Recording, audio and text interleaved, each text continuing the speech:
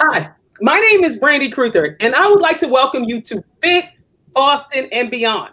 And I'm really excited. I have two great special guests, and I'm going to tell you one reason why I'm excited. There is nothing like coming from the neighborhood and being able to celebrate people that you know from the neighborhood. So I just have to send a shout out about that and be able to say that. So I got some good news for y'all. I've never ran the Boston Marathon. I have no idea what it feels like to train on that level. You know, I played D1 basketball, but that's a little different. So I'm going to introduce my special guests who have really inspired the community from, I should say, Roxbury all the way up to Mattapan and beyond.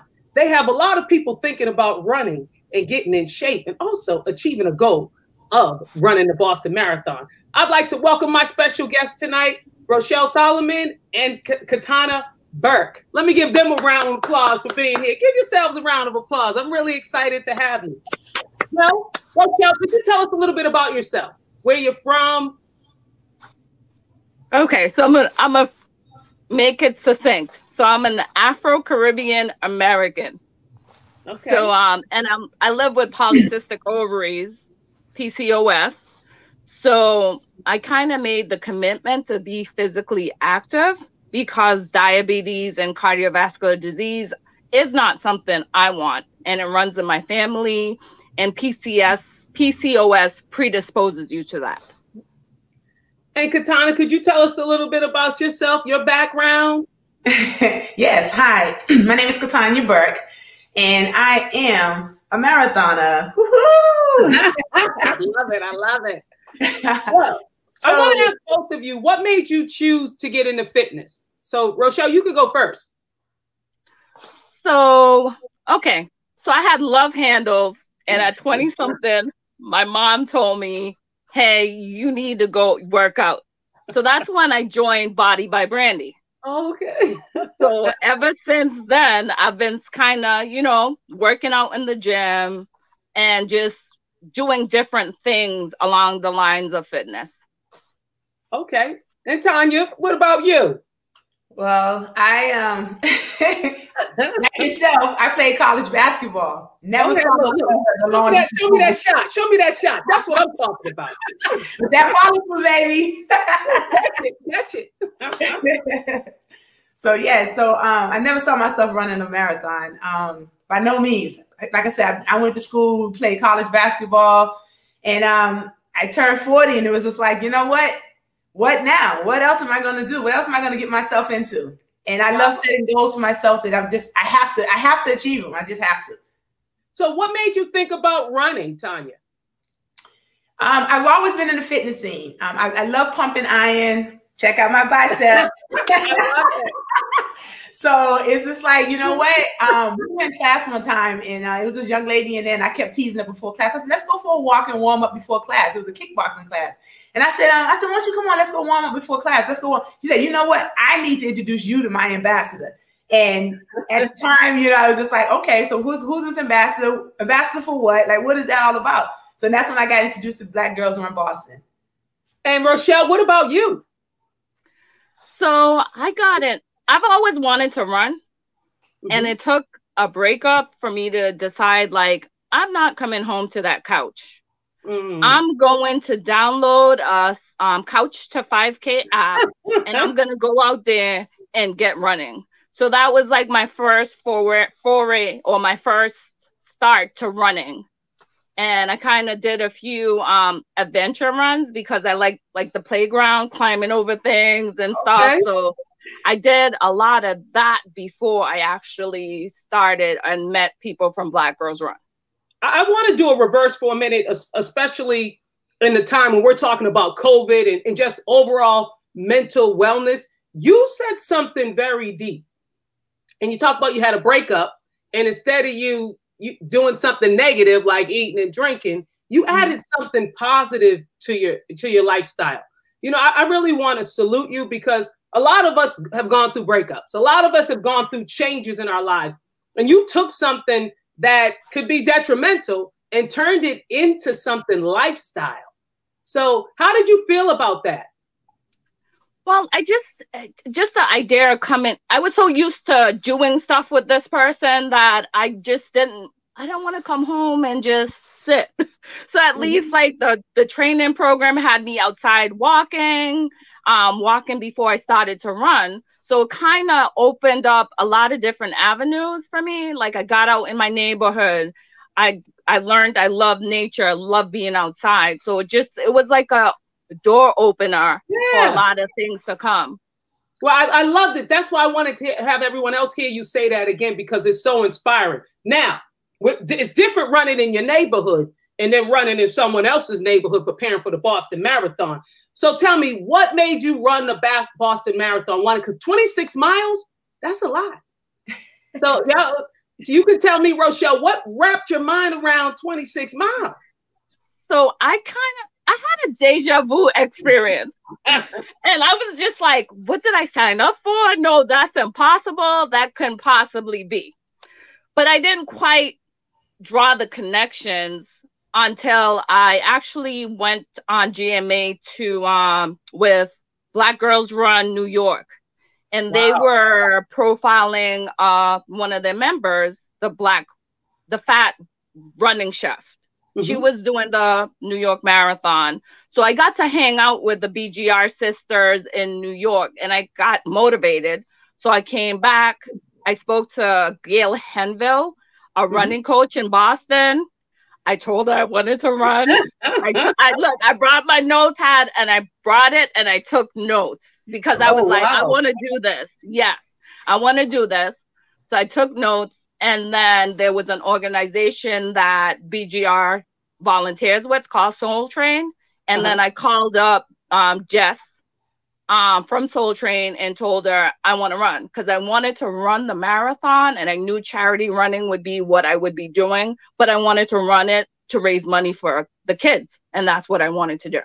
And I want to talk about that because you say something that's really positive. In running for yourself, something you wanted to do, when you run the Boston Marathon, let people know that they're able to fundraise for a cause. Could you explain that a little more? Right. So you qualify, you BQ or Boston qualify based on qualifying races. And that means you would just send your money to the BAA around marathon registration time.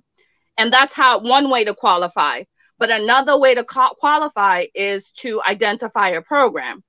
So DEMIC has a charity team. Trinity Boston Connects have a charity team. The Y has a charity team. So when you sign on to be part of the charity team, you have a goal of funds to raise.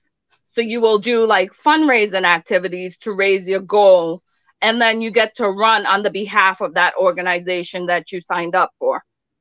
And let me ask you guys another question, which is really important. Tanya, what was it like physically to train for the Boston Marathon? Because you already know shooting balls a little different, crossing over is a little different. Yes. What was that really like to get ready for that? So I had my only experience with running was in high school. And in high school, I did track and field events. I did a shot and disc. I did a little bit of 4x100 relays in it, but never any cross country. So once this was like, okay. And I always said to myself, once I entered the arena of running, I actually said, you know, if I'm ever going to do a marathon, it has to be in my hometown and it has to be Boston. Like it has to be Boston. Right. Right. So, and I was very fortunate to partner alongside Rochelle because we're both BGR members and we became friends. And it was just like, okay, Rochelle, we're going to do this. You got my back. Like I was still on the fence up until the last day. Up until the last day, I was like, Rochelle, you got me, right? You got me. We together, right? So Rochelle was the one who really actually gave me that final push to say, yeah, girl, you could do it. You can do it. So it was that confidence, that final push that Rochelle, and then it was just like, I was already in the fitness scene. So I already had a coach, but I needed to ask the final question, would you coach me through this marathon? Because he's a performance coach, Coach Yvel. Coach Yvel Joseph he was on the show recently talking about how he trains people. Oh, he's an amazing coach. He is amazing. He's a mindfulness coach also. So it was not only was the mental, the physical, but the spiritual as well. So it was just a combination of everything, and he brought it all. And when you're out there in that pavement, it's just you need all three aspects to push you through. You really do. and they all play their own individual roles. Well, we're going to take a small break and come right back because I still have a lot of questions for you. Okay, so you be still, and we're going to be right back.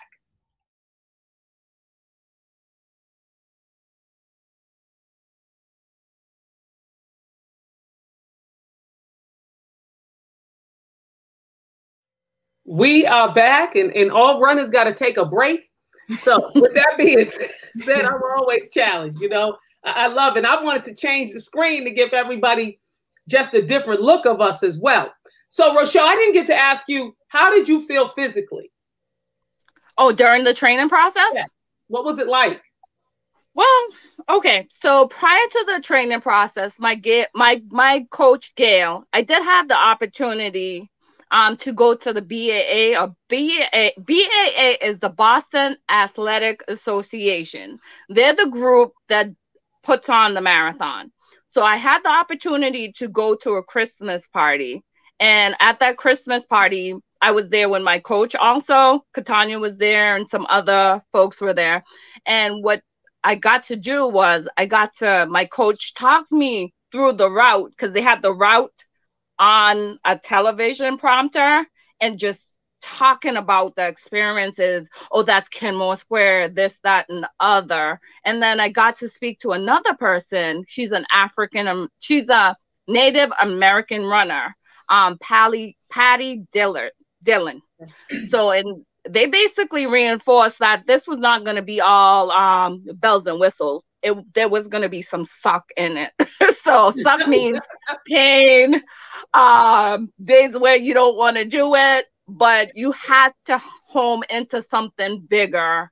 And if it was those kids that I was raising money for, I had to home into those like cues when I was doing those long runs, just like to embrace the suck and keep going.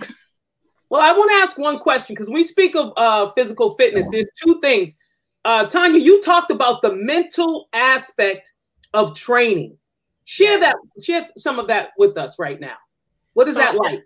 Just to piggyback off of what Rochelle said, those long runs, like I said, I never see myself as a long distance runner. I never picture myself out doing these. I mean, you get up and you look at your training plan and you got a 15-mile run. 15 miles. Like, you're not asking nobody to come out and run 15 miles with you because ain't nobody gonna show up. So you have to kind of play these tricks on yourself. And I work early morning. So I'm used to being up at odd hours. So not only do I have to work an 8-hour shift from 3 to 11:30 in the morning, I got to go out in the middle of the summer, in the middle of the afternoon. Luckily, training started in December. So the temperature, the daylight and the weather worked a little bit in my favor. And we had like a minimum winter on 2020. Right. So it was like, it worked out and kind of in my favor. So to know that I would start doing my runs from home. So I would go out 8 miles, turn around and come back 7 on the 15 mile. And then, it's 7 and you have a recovery 1 mile. So it's just like, just getting that concept of, okay, we're going out here and we're going to run 15 miles. All right, legs, get it together, get it together. We about to do this. And, and at first, it was just like, it was tough. It was really tough. I had, especially when you introduce yourself to these long miles. And my training plan, there's various training plans you can pick from. My training plan went up to 22 miles. And that's it. That's the far as you go within your training. And then you don't run that 26 until day up. So your body got to know what 22 miles feel like. And it's a matter of your off days coinciding with your training days to the drills and whatever fartleks and everything else you have to incorporate into that training that your coach throws at you. I mean, Coach Yvel's like, he's a beast. He's a beast. Fabulous. I want to send Coach Lavelle a shout out because he is amazing, both getting you prepared mentally and physically. So I just want to send him a shout out as well. And Rochelle, what were some of the challenges that you really faced? Like, did you ever guys ever get injured? Any injuries? How did you recover with that without that being a major setback? So for me, there was, that's the thing. When you pick a running coach, your coach becomes your mentor, your counselor, your best friend for that whole training program. And you have to be honest with them sometimes. So I was glad, like Gail, I went to Gail a lot, like, this is what I'm feeling or whatever. And there was a week where I felt a certain pain. And she had told me, she was like, basically told me I could scale back on my weekly running, because part of the marathon program is you're running easy runs during the week. They might be just maybe 5 or 3 miles, but you're running during the week. So she told me to scale back my running during the week, and then still to do my long run on that Saturday, which I did. And it was like one of those things where you learn how amazing your body is, because I could do it. I'm like, wow. Well, I'm proud of you and impressed. And what role does nutrition play in preparing? Because I know in physical fitness and when we played sports, I had a carb load to be able to get up and down that basketball court. And even today, when I teach class and I know I'm going a long day, I try to pre-carb load the night before, so I'm ready the next day. So tell me a little bit about, how do you prepare as far as eating, your nutrition? What's it like, Tanya? So for me, I initially, but prior to starting my training for the Boston Marathon, I initially dropped. Like, I was a high weight of 264 pounds. And over a series of the last 10 to 15 years now, I've been just having fun with my workouts. Like, I just have fun. Like, whatever my results are, I was happy with. So I had did one of my cousins had a nutrition thing that she was doing on Facebook. So I, just to support her, $30, it came with a meal plan, an accountability partner. I'm like, okay, great. You know, I jumped on, let me support her, whatever. I dropped like 30 pounds. Like, what? I mean, just like that. I said, okay. But, you know, it becomes, your eating becomes routine. I had to learn how to cut back, no Doritos. So I was disciplined for that time frame. We had weigh-ins every single Sunday, and it was just like, oh, okay. And then once I threw my marathon training in and my running, and then the results just started coming, because the muscle, my six pack, y'all don't see it yet, but my six pack, right? So when I engage that core, it's like, bam, here I go. But it's all there underneath. It was underneath there. So now I'm like starting to define. But it wasn't an overnight thing. I mean, it was just a combination of everything I had already been doing. And then I threw the running in it, and I was disciplined and consistent. That's what it came down to. Disciplined and consistent. And I cooked spinach, scrambled eggs, a half an English muffin with peanut butter. That was my long run breakfast. I had pasta with shrimp the night before every 20 miler. So it became a routine. It's like, you know what you're going to eat the night before, you know what you're going to eat the morning of. Wow. And what about you, Rochelle? What was your nutrition regimen like? So, okay, so basically you have to eat to run. So when you think of like a 5K, you don't usually need to fuel for a 5K. So like a typical week for me would be like, okay, I would eat normally Monday and Tuesday, but then at Wednesday, I'm thinking about upping my carbs. So my Gail Henville helped me with my plan. So I would up my carbs starting Wednesday, Thursday, and Friday to prepare for my long run on Saturday. And one thing about running, if you're running more than an hour, you really need to make sure you have a fueling source with you. So even on my long runs, I brought fuel with me. So while I'm out there, I'm actually taking in nutrition. And then your long run serves as like a training for your marathon, because you know what intervals you need to take things in, or you need to drink water. And then what happens is you can tweak your plan. So by the time you come to marathon day, you have your nutrition on point and you know what you're going to bring out there with you.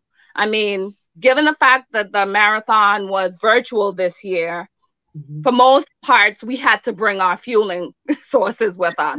But usually I hear, and hopefully 2021, I will get to experience all the fueling stops away on the actual route. Wow. you said something really key, and I was going to bring that up. The marathon was virtual this year. How did you feel about that?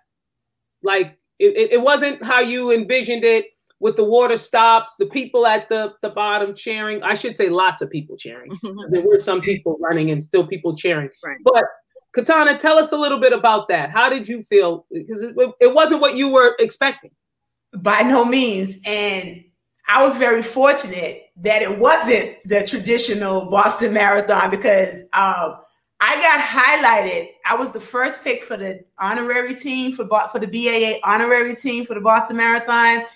I got a total interview off of my charity the charity Rochelle and I ran for. It was just, and then I got to design my own course. I didn't actually run the actual Boston Marathon course. I designed my own course through the city of Boston.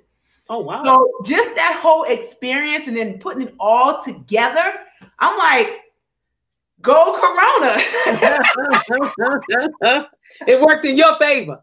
Yeah, it actually did, because I would have never experienced any of that. And it's just like, wow, I was able to. And I'm also I'm an assistant coach, and I'm an also for a few of the community building organizations. So I got a chance to let the kids that look like me see Coach Tanya did that, and to know that it can be done.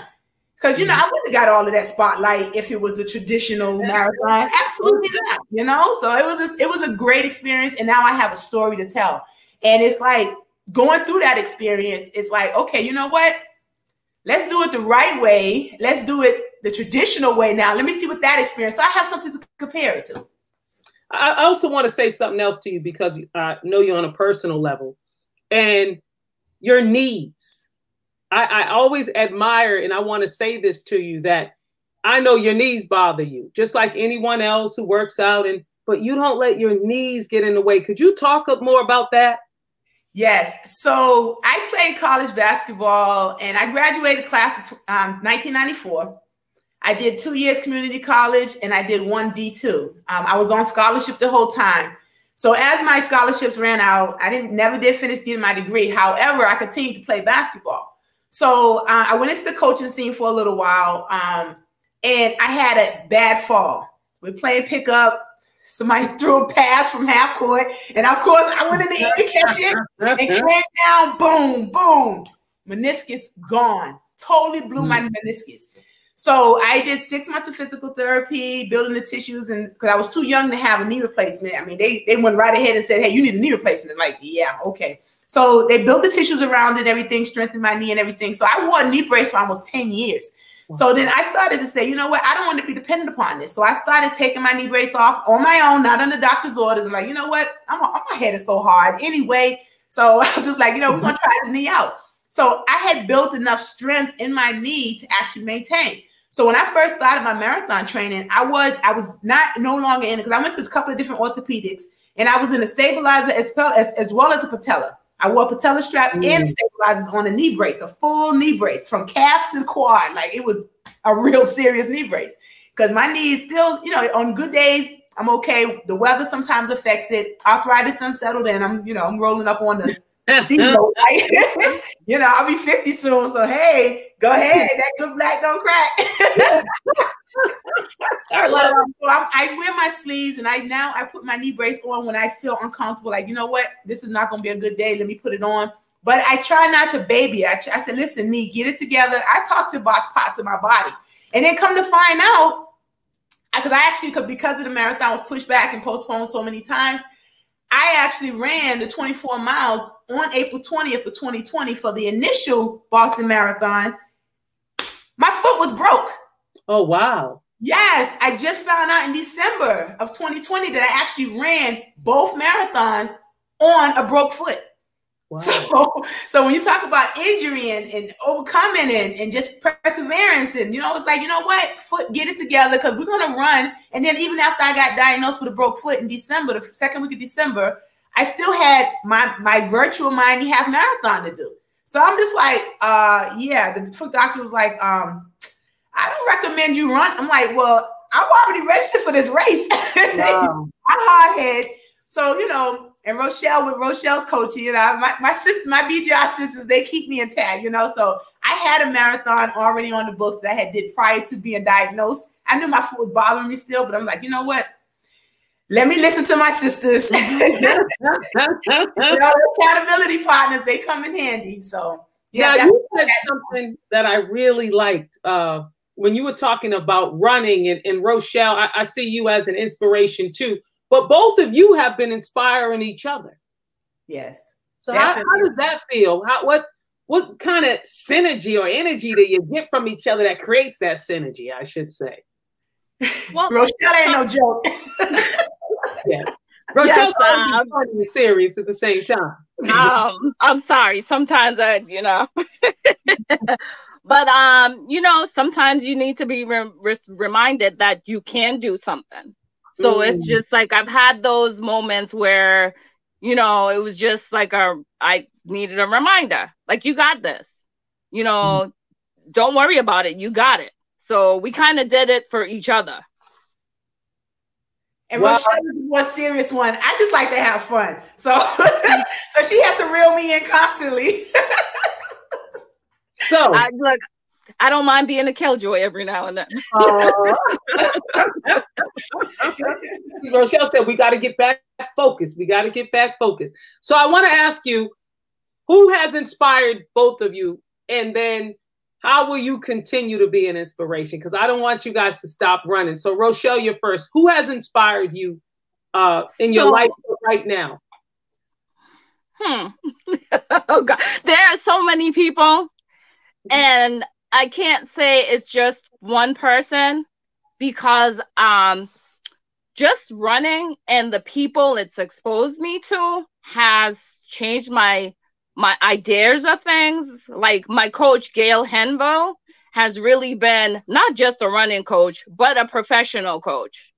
And I'm sorry, I know we're all of African descent, but for me, it was important for me to see a woman coming from the Caribbean who's done so much on the scene of running in Boston. So I was just like, oh, that's possible. I want to be like that. I want to do that. Yes. And she has given us, like, even Black Girls Run. She's given Black Girls Run a platform. She's given us she's left us with a wealth of information, just nutrition and running. So she really has been a blessing. Yeah, and I'm going to send her a personal shout out, because I've known her for years. And when she used to come to my gym, she and her sister, they both were beasts. I used to have a great time doing step class with both of them. So I just want to also send her a shout out on a personal level. If you're ever thinking about training for a marathon, Yvelle and Gail would be two people that I would definitely reach out to. So could you go ahead and tell us who's been inspiring you, Tanya? So I would definitely kudos to Coach G. She's an amazing individual. She's like that gem that you would definitely want to be in her circle.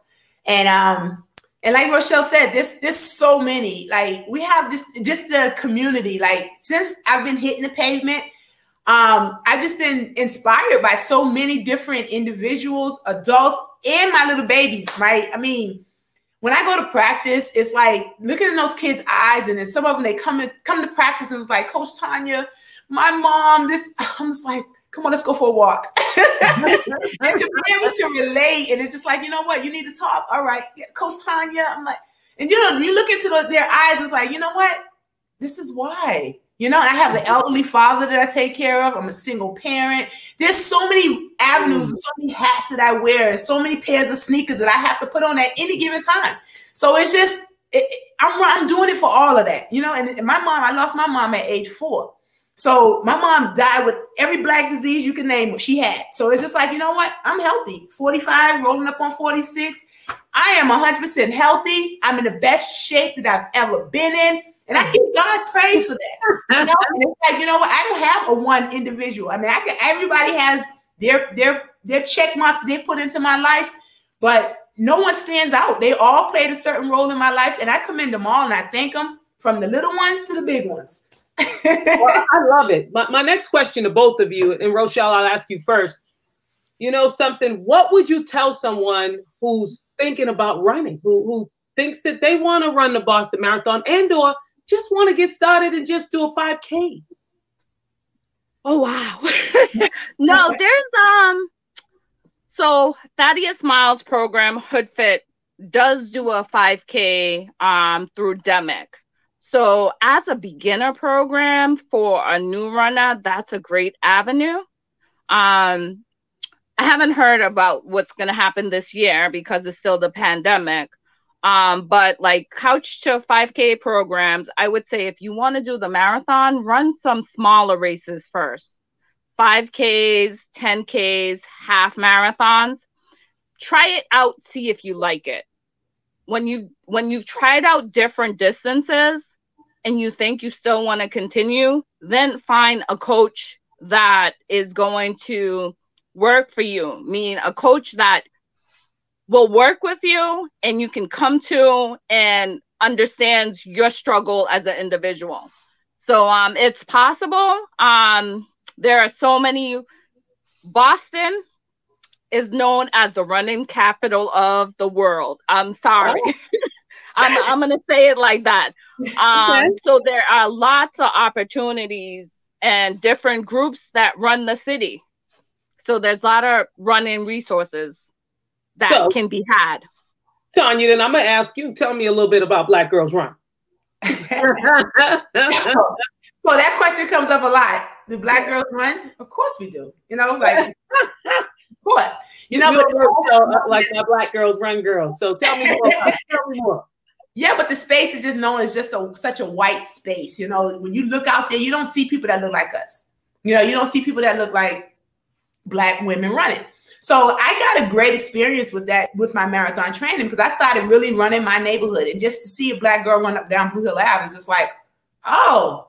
And then, I mean, I got so many looks. It's just like, I just seen you down Dudley. Now you down in Mattapan. Like, yeah, 15-mile run day. Yeah, go figure. But yeah, so Black Girls Run was created created in 2009, and it was according to the CDC, 4 out of 5 Black African American women are overweight. Mm-hmm. So basically, Black Girls Run is put in position to, it's a movement. You know, we're a movement, and we're here to encourage all women, especially Black women. But we wanted you to just practice a healthy lifestyle. And we have what we call a Walk Before You Run program, that if you're interested in running at whatever distance, you know, we start off with that 5K. Well, just 1 mile. We'll get you off the couch. We'll get you on the pavement. We'll meet you where you are, and we'll get you there, get you to your fitness goal. I love how you're saying, if you're a beginner, we'll help you get started.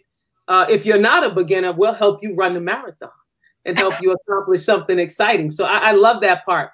My next question I'd like to ask is, how can people join Black Girls Run? Can I find them on Facebook, Instagram? Where can I find them? So yes, so woohoo, kudos to Rochelle. Once again, she is one of our run coordinators. I'm one of the co-ambassadors, and she is one of the run coordinators, and she just finalized our Instagram page. So we are now on Instagram. Yep, Black Girls Run Boston on Instagram. That's girls with an S, Black Girls Run Boston. At Black Girls Run Boston on IG, and we're also on Facebook, Black Girls Run Boston. Okay. So you guys heard it here, how to find Black Girls Run. Rochelle, is there anything you'd like to say in closing? What would be something motivational you'll leave with us? So now I'm going to piggyback off of Katanya. So it's just Black Girls Run is one organization, but it's Black History Month, and I'm going to throw out another set of groups. There's the Pioneers. They're a mixed running group of people of color. We now have Black Men Run Boston. So they're out here. Yes. Right. Peabody Square on Saturdays. Yes. But I mean, you can look them up on Facebook. And then we have another group, Trailblazers. Yes. And that is another Black female running group.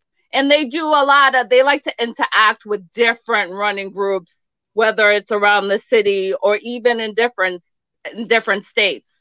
But to motivate someone to run, I want to say fitness is a journey. You'll have starts, you'll have stops, and to not give up. If you've stopped, you can always start again. If you need cues, follow people that are doing their thing. Whether it's weightlifting, running, swimming, biking, follow those people on social media. Because as reminders to yourself that you can keep going. A stop is not a defeat. A stop is an opportunity to continue. Well, that was so great. And Tanya, what would you say? Look, Rochelle will make me cry. Rochelle, you did this professional like this. I had to take off my glasses. Got me over here like this. You know, look. On a serious note, that was very inspiring because we need to hear more of obstacles get in the way. Yes. And also, too, you can't achieve something if you're not around people who are moving. And I love how you put that. If you're trying to do this, go find the people who are doing it. Because in the process, you'll become educated and you'll become inspired at the same time. But Tanya, I'm not going to steal that from you. What are your words you want to say? So surround yourself with like-minded people. Being on this #fit journey, it takes those accountability partners. It takes those down days. It takes those days that you don't want to go out and move your body. That's why I constantly do my lives on my page, on BGR's page. You know, find your why. Find a why. Why are you doing this? If it's just for you, that's great. If it's for someone else, that's great. Find a why. I mean, the pavement, you become one with the pavement. When you go out there and you're right, left, and you out there, you're just like, you know what?